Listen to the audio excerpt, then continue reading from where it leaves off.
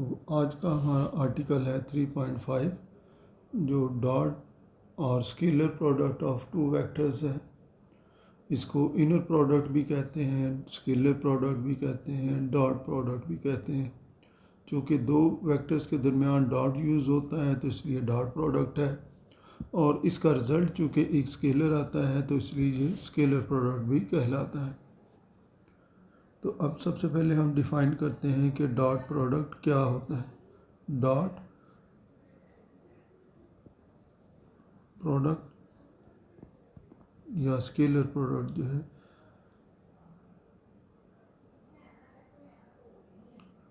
तो इसमें जो है dot product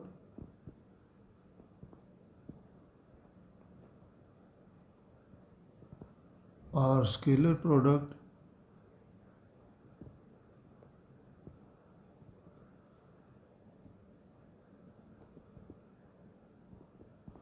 product of two vectors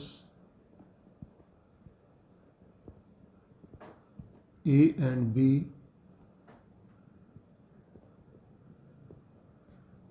is defined as, तो उसको जो है इस तरह से डिफाइन किया जाता है A dot B equals to A magnitude B magnitude. Vectors को स्ट्रेट बार्स में लिखा जाए तो इसको मैग्नीट्यूड जो है कहा जाएगा वेक्टर्स की into cosine of the theta, where theta is the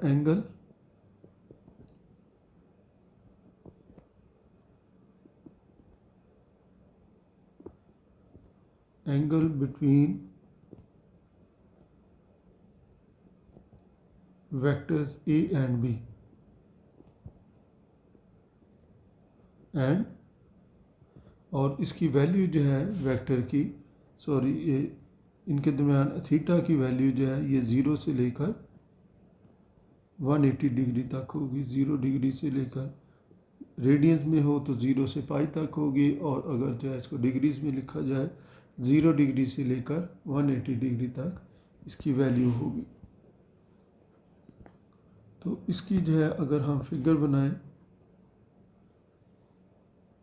ये अगर एक वेक्टर हो A और ये वेक्टर B है, ये वेक्टर A है, ये वेक्टर B, और ये एंटी क्लॉकवाइज डायरेक्शन में एंगल थीटा है, तो फिर इसको जो है यूज़ किया जाएगा यहाँ कोसाइन ऑफ जो दो वेक्टर्स के डॉट प्रोडक्ट मालूम करने के लिए। अब इसको जो है स्केलर प्रोडक्ट भी कह लेते हैं और डॉट प्रोडक्ट, चूँकि इसकी जो वैल्यू आती है वो एक स्केलर आएगी इसलिए ये स्केलर प्रोडक्ट होगा। अब हम इसकी जो है मुख्तलिफ प्रॉपर्टीज़ पढ़ते हैं और देखते हैं कि कौन कौन सी प्रॉपर्टीज़ जो है इसमें होल्ड करती हैं। अब हम इसकी प्रॉपर्टीज़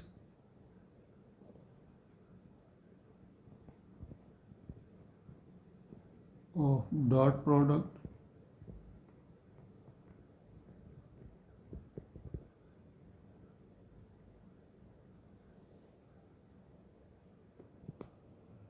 तो पहला ये है कि अगर वेक्टर्स कंपोनेंट की फॉर्म में दिए गए हों तो फिर इसका डॉट प्रोडक्ट कैसे आएगा। If vector A equals to A1I plus A2J plus A3K and vector B equals to B1I plus B2J plus B3K, तो then A dot B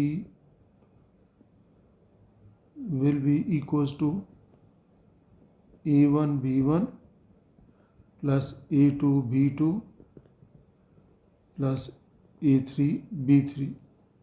पहले जो डेफिनेशन हमने पढ़ी है वो एक ज्योमेट्रिक डेफिनेशन थी, अब ये एनालिटिक जो है डेफिनेशन कह सकते हैं कि अगर वेक्टर्स जो है कंपोनेंट्स की फॉर्म में दिए गए हों तो उसका डॉट प्रोडक्ट कैसे मालूम किया जाता है। एक्स कंपोनेंट को एक्स कंपोनेंट से, वाई को वाई से और जेड कंपोनेंट को जेड से मल्टीप्लाई करके ऐड कर दें तो इससे जो है दो वेक्टर्स का डॉट प्रोडक्ट मालूम होता है।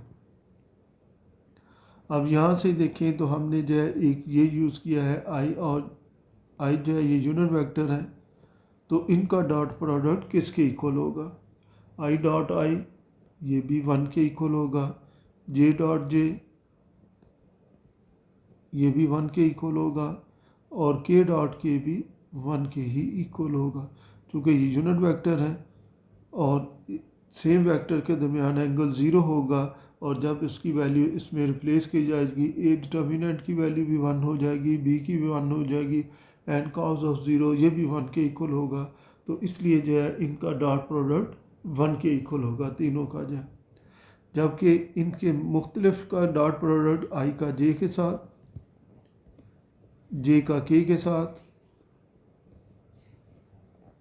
और के का आई के साथ डॉट प्रोडक्ट ये 0 के इक्वल होगा। चूँकि इन तमाम यूनिट वेक्टर्स के दरमियान एंगल 90 का होता है एंड कॉस 90 की वैल्यू 0 के इक्वल होती है, तो ये सारा फिर डॉट प्रोडक्ट इस लिहाज से 0 के इक्वल हो जाएगा अगर ये दोनों मुख्तलिफ हों इसमें वेक्टर्स, यूनिट वेक्टर्स।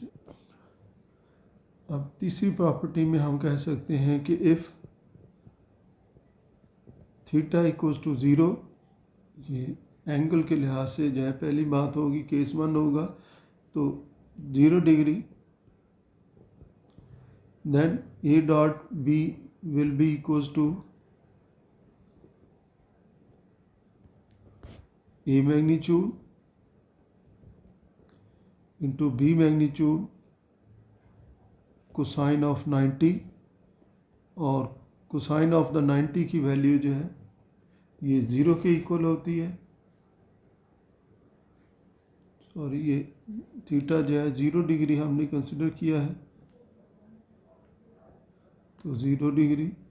तो अब इसके मुताबिक a magnitude into B magnitude and cos 0 1 के इक्वल, तो this is equals to A magnitude into B magnitude.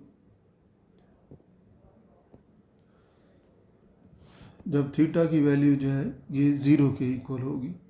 और इसके बाद है अगर थीटा की वैल्यू 90 डिग्री हो,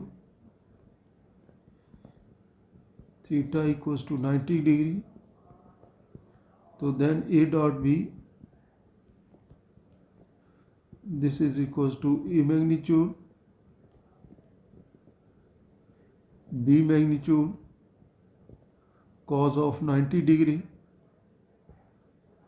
और कॉस 90 की वैल्यू जो है 0 होती है, a magnitude into B magnitude into 0, तो दिस इज इक्वल्स टू 0। तो फिर ये वैल्यू जो है 0 के इक्वल आ गई। और तीसरी ये सूरत हो सकती है कि अगर ये दोनों इक्वल हो, एक vector A equals to vector B हो, तो तब जो है ये डॉट प्रोडक्ट क्या बन जाएगा, A dot A equals to A magnitude into A magnitude cos of 0, चूँकि ये सेम वेक्टर हो जाएगा और जब सेम वेक्टर होगा तो इसके दरमियान एंगल 0 डिग्री बनेगा। तो this is equals to A magnitude का स्क्वायर और cos 0 की वैल्यू 1 के इक्वल, तो ये ए मैग्नीट्यूड स्क्वायर के इक्वल हो जाएगा। तो सेम वेक्टर का डॉट प्रोडक्ट जो है उस मैग्नीट्यूड के स्क्वायर के इक्वल होगा। और अगर हम इससे जो है ए मैग्नीट्यूड की वैल्यू मालूम करना चाहें तो this will be equal to square root A vector dot A vector. तो इसका स्क्वायर रूट ले लेंगे तो इससे जो है इन दोनों वेक्टर्स की में से इसकी मैग्नीट्यूड मालूम हो जी। इसकी अब चौथी प्रॉपर्टी ये है कि डॉट प्रोडक्ट जो है ये कम्यूटेटिव होता है। A dot B vector this is equals to B dot A के इक्वल, दोनों जो है सेम है, इनमें फ़र्क नहीं है। इसको कम्यूटेटिव प्रॉपर्टी कहते हैं।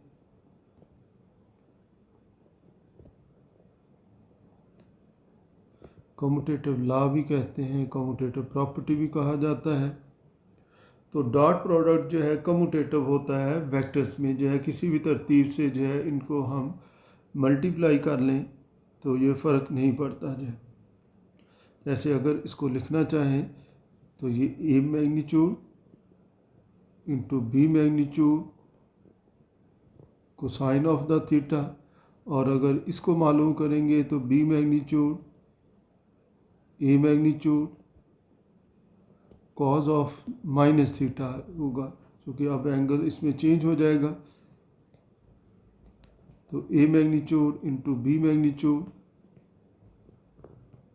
Cos theta equals to A magnitude into B magnitude into cos theta, चूँकि cos of minus theta cos theta ही के इक्वल होता है, तो इससे प्रूव हो गया कि ये दोनों वैल्यूज़ आपस में इक्वल ही हैं, कोई फ़र्क नहीं है दोनों में। तो बेसिक ये है कि डॉट प्रोडक्ट जो है ये कम्यूटेटिव होता है वेक्टर्स में। जो इसके बाद जो है पांचवी जो है इसमें प्रॉपर्टी या इसका रिजल्ट कह सकते हैं कि a dot b equals to zero. दो वेक्टर्स का डॉट प्रोडक्ट अगर ज़ीरो हो तो दिस इम्प्लाइज दैट ये दोनों हो गए either vector A equals to zero vector और vector b equals to zero vector और vector A is perpendicular to vector b. तीन सूरतों में डॉट प्रोडक्ट ज़ीरो होगा, या ए वेक्टर ज़ीरो हो अकेला, या बी वेक्टर अकेला ज़ीरो हो, या फिर ये दोनों वेक्टर जो है एक दूसरे पर परपेंडिकुलर हों, तो फिर इस सूरत में जो है इनका डॉट प्रोडक्ट ज़ीरो के इक्वल होगा। छठी फिर इसकी प्रॉपर्टी हम कह सकते हैं कि if vector A is perpendicular to vector B, और इसको ऑर्थोगोनल वेक्टर्स कहते हैं।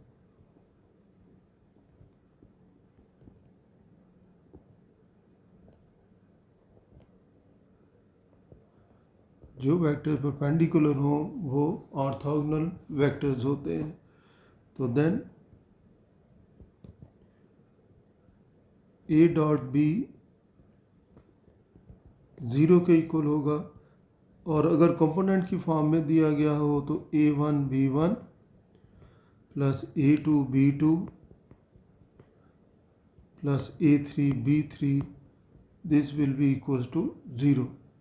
तो ये हम देख चुके हैं पहले जो है कि डॉट प्रोडक्ट जो है दो वेक्टर्स का कंपोनेंट की फॉर्म में A1 B1 plus A2 B2 plus A3 B3 के इक्वल होता है।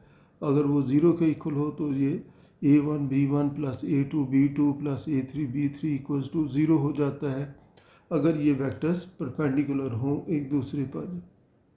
फिर इसके बाद है डिस्ट्रीब्यूटिव प्रॉपर्टी, जो है इसमें होल्ड करती है कि वेक्टर A डॉट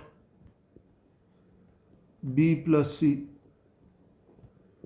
तो इसमें वेक्टर जो है डॉट जो है वो डिस्ट्रीब्यूट हो जाएगा।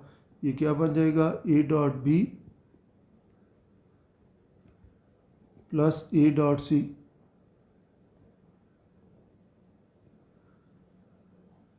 तो इसको जो है डिस्ट्रीब्यूटिव प्रॉपर्टी का नाम दिया जाता है।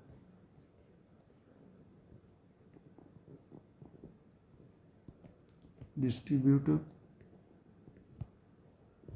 प्रॉपर्टी। तो इसमें डॉट प्रोडक्ट डिस्ट्रीब्यूट हुआ है ओवर द एडिशन और या सब्ट्रैक्शन पे जो है ये डॉट प्रोडक्ट जो है वो डिस्ट्रीब्यूट हो जाता है। और इसके बाद एक और इसकी प्रॉपर्टी है कि अगर कोई कांस्टेंट जो है किसी वेक्टर से मल्टीप्लाई हो रहा हो, यानी कि इसमें कह सकते हैं लैम्डा ए वेक्टर डॉट बी वेक्टर हो, तो फिर ये वेक्टर कैसे मालूम किया जा सकता है। तो लैम्डा जो है पहले आ जाएगा, बाहर आ जाएगा, और पहले जो है डॉट प्रोडक्ट इनका मालूम किया जाएगा और उसको फिर लैम्डा से मल्टीप्लाई कर देंगे।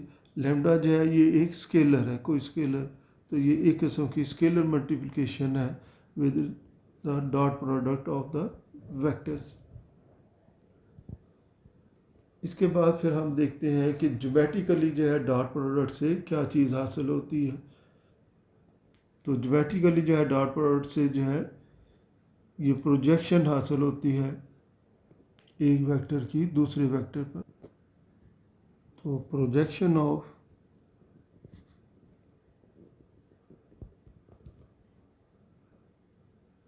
और ये projection of A along B अगर मालूम करना हो तो इसके लिए इन दोनों वेक्टर्स के डॉट प्रोडक्ट को जिसके अलॉन्ग मालूम करना है उसकी मैग्नीट्यूड से डिवाइड कर दिया जाता है। तो इससे जो है एक वेक्टर की प्रोजेक्शन जो है दूसरे वेक्टर पर मालूम हो जाती है। ये है geometrical interpretation of the dot product.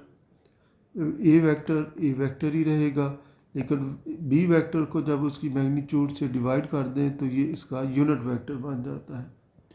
और इसी तरह से projection of A vector B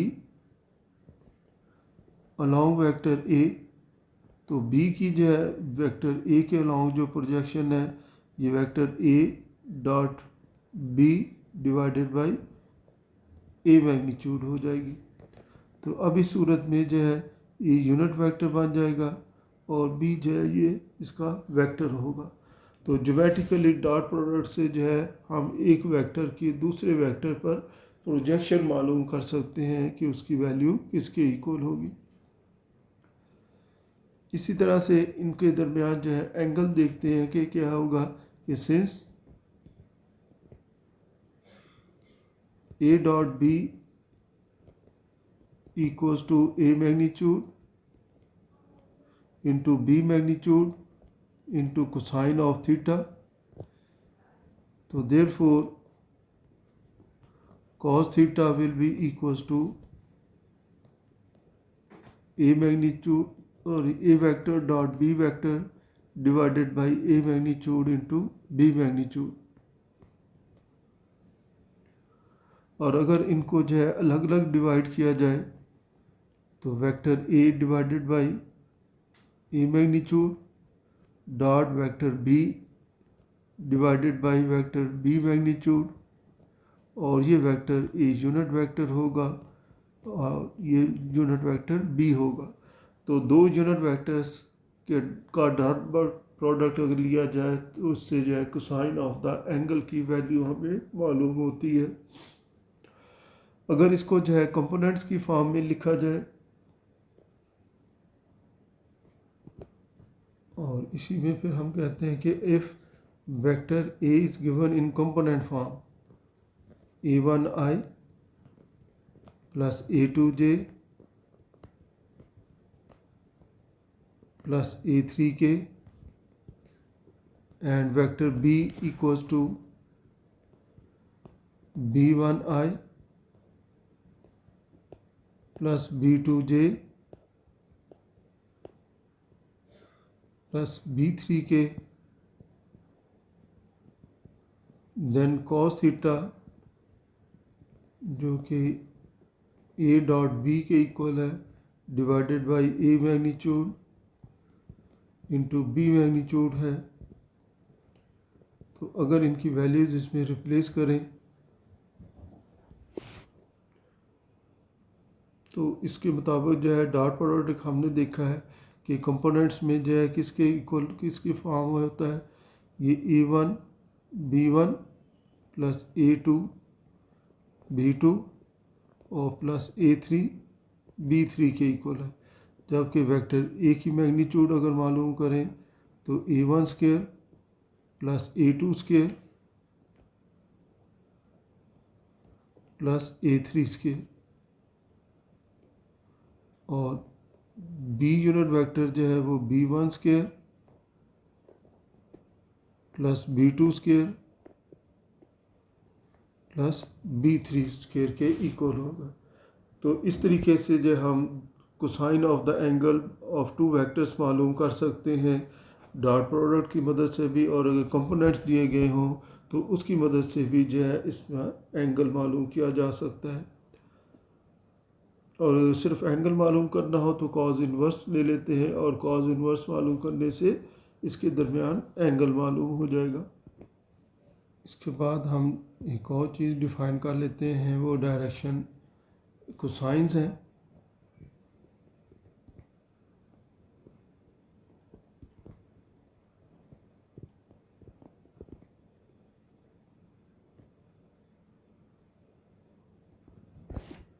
If alpha, beta, gamma are the direction angles,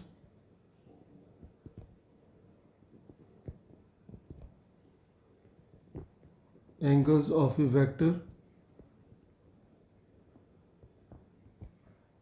are, तो ये वेक्टर जो है मैं यहाँ पर लिख लेता हूँ, of A vector R which is equals to x i plus y j plus z के,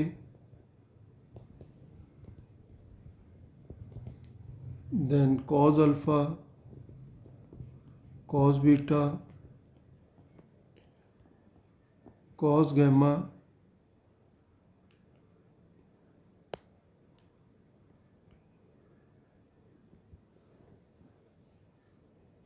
are called direction cosine.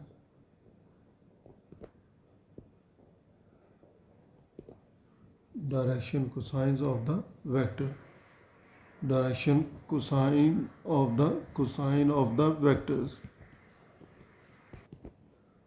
और वेक्टर, और ये वैल्यू फिर किसके इक्वल होगी? cos alpha will be equals to x component divided by magnitude of the vector, cos beta will be equals to y divided by magnitude of the vector r, and cos gamma will be equals to z divided by magnitude of the vector r। तो vector r की magnitude से इसको divide कर दिया जाए तो इससे जो है कोसाइन ऑफ द एंगल्स मालूम किया जा सकता है। इसको जो है l के इक्वल भी लिखते हैं, और इसको m के इक्वल भी लिखा जाता है, और इसको n के इक्वल भी लिखा जा सकता है। और अब फिर इसी लिहाज से जो है इससे एक और जो रिज़ल्ट आता है वो रिज़ल्ट ये होता है कि cos square alpha plus cos square beta plus cos square gamma this is equals to 1, या इसको लिख सकते हैं L square plus M square plus N square this is also equals to 1।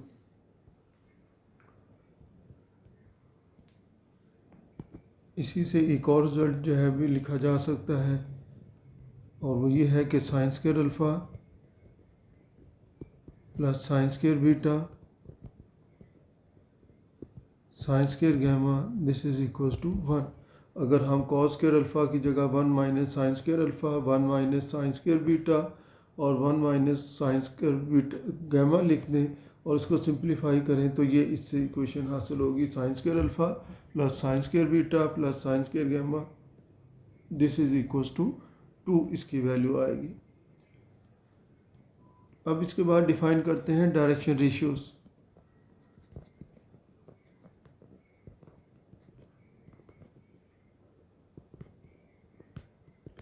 कि डायरेक्शन रेशियोज़ क्या होती हैं। द नंबर्स, वैसे तो जो वेक्टर्स होते हैं उनके कंपोनेंट्स को डायरेक्शन रेशियोज़ कहते हैं या डायरेक्शन नंबर्स उसका नाम दिया जाता है। डायरेक्शन कंपोनेंट्स भी इसको जो है कहते हैं, लेकिन इस तरह से भी जो इसको डिफाइन किया जा सकता है, the numbers which are proportional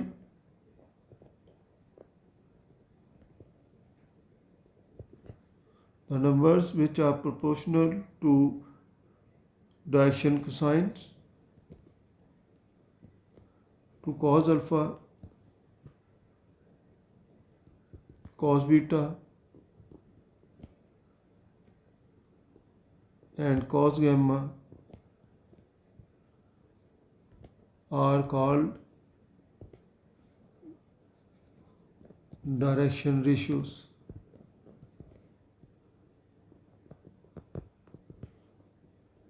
Or direction numbers.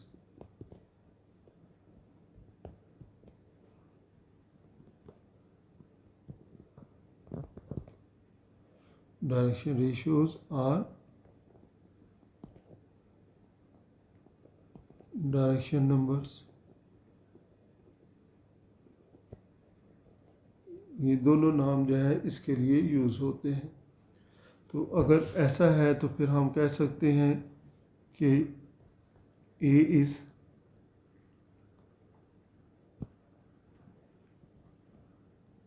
is proportional to cos alpha,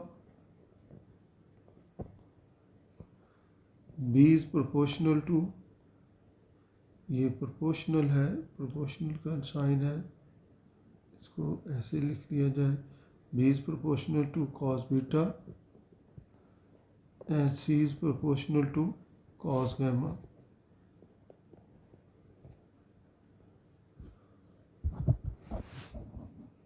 तो फिर इससे जो है हम कह सकते हैं ए कॉज कांस्टेंट ऑफ प्रोपोर्शनलिटी अगर इसमें जो है लिख दी जाए के cos alpha,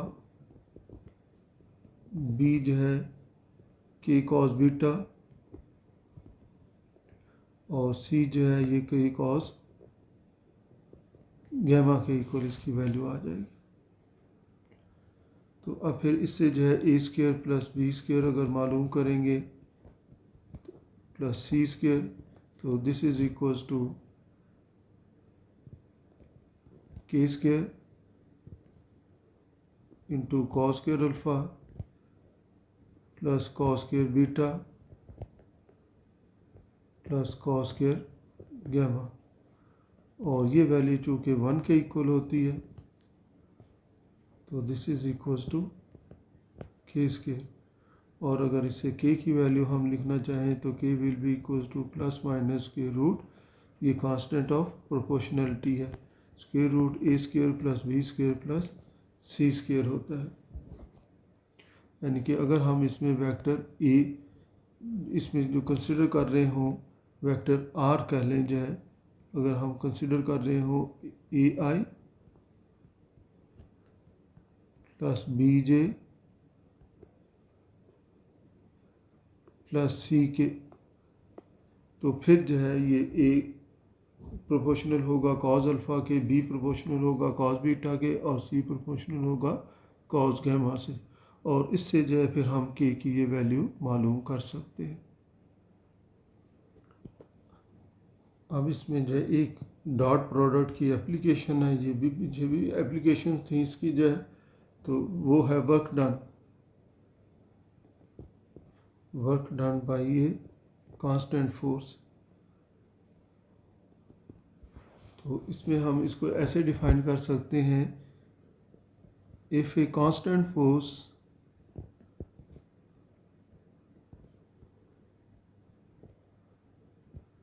F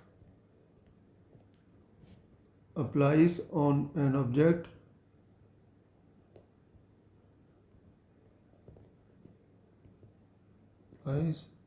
on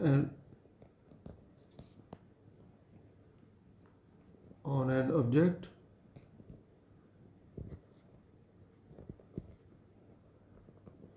and displaces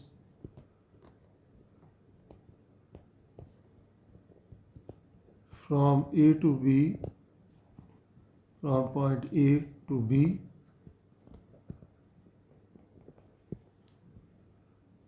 so then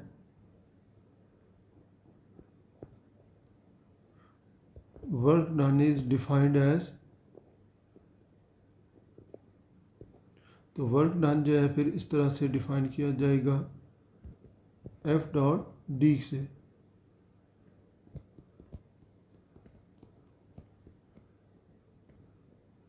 इन दोनों का डॉट प्रोडक्ट, वेयर डी किसके इक्वल है, d is the vector a b, a से बी की तरफ, और ये डिस्प्लेसमेंट वेक्टर कहलाएगा।